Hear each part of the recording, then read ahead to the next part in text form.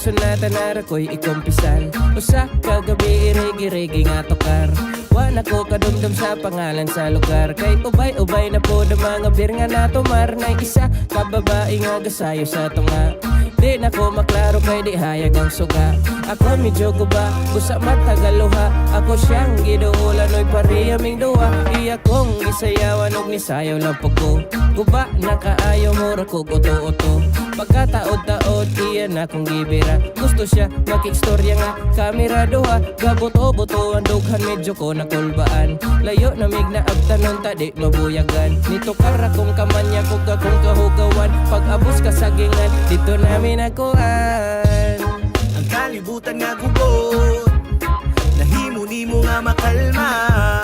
Naghiluan sa kaubot, samot na sa imong kagwapa.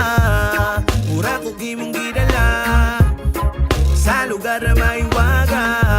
Ug di sulira pang mata, pa sa diwata. Gihanig ang daon saging nga ako ang giputol. Para plastar ang pagkaon mo rasad ming nagbudol. Bahala na diha og nay balite nga duol. Kay inani basta rasa bisag asa mo sukol. Guba nakaayo dito ko nahuwasan. Pag-ingon niya sa ako man na siya nagawasan. Agpason daw og human kay gadakan ng orasan. Witik na dayon diretso ako nang gipaspasan.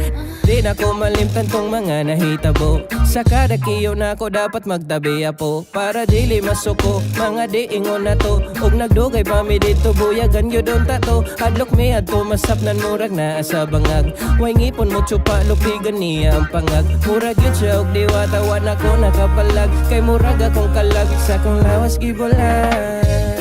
Ang kalibutan nga gubot, nahimo-nimo nga makalma. Naghiluan sa kahunguan, samot na sa iyong kagwapa. Mura ko gimong gidala sa lugar na maiwaga. Ug isulira pang mata, kay gitso pa sa diwata.